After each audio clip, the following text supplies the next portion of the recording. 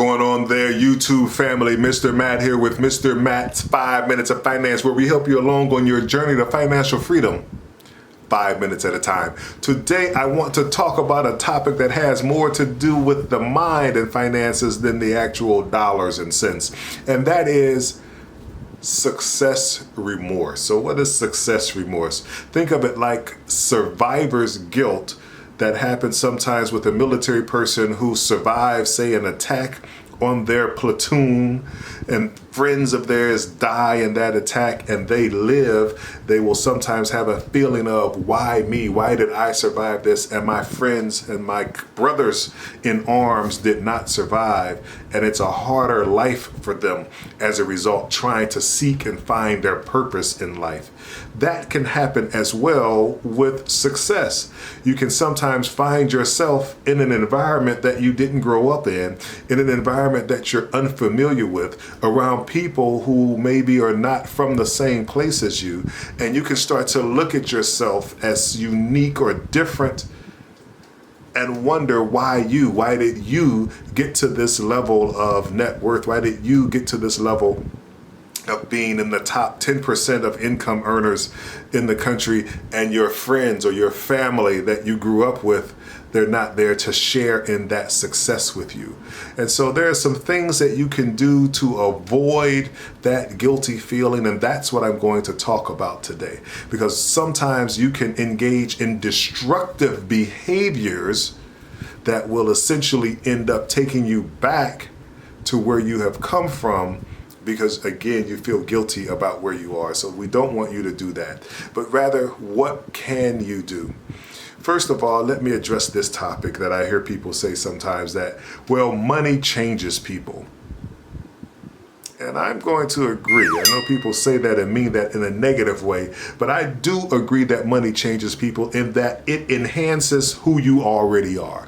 So if you're a butthole, you're going to be a much bigger butthole, and you're going to be able to spread your buttholery around to more people.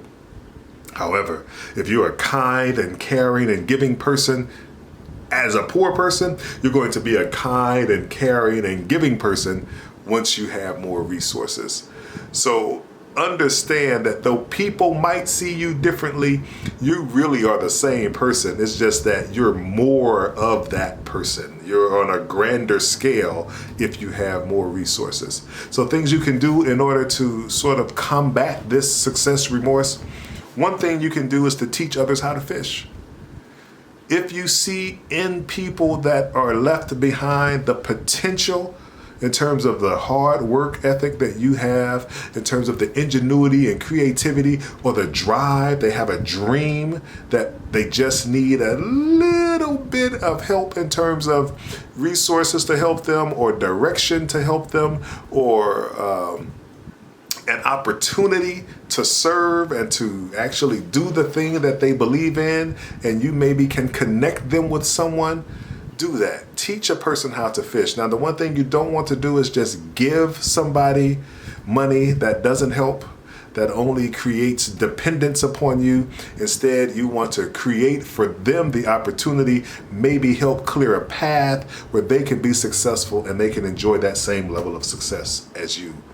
Another thing you can do is give back to causes that are meaningful, causes that may actually do that, what we're talking about, causes that or programs that are working to improve the inner city, that are working to fight for causes that might create laws that might help with things that will give, again, those who are facing those day-to-day challenges that you no longer face because you no longer live in that particular community, or you no longer see these challenges every day. Help an organization that is on the ground continuing to fight the good fight. And then another thing, and this is something that I've done, is to become a mentor. Actually go back into the community that you grew up in, find a program, or start one if there's not one. Start a mentoring program where you are actually going to spend time with young people just like you, when you were young, I'm sure there were people who inspired you. I'm sure you saw an example of somebody who was where you want to be. Go and be that example for some young person now. I encourage it. My girls, they also give back. I started a mentoring program, in fact, that they were a part of. My youngest daughter right now is a big sister to someone. So that is a way in which you can sort of pay it forward. There's a saying that says, each one, reach one. Well, I believe there's plenty, so try to reach many. Until next time, comment, like, subscribe, share this video. This has been Mr. Matt with Mr. Matt's 5 Minutes of Finance. Take care of yourselves and your financial future.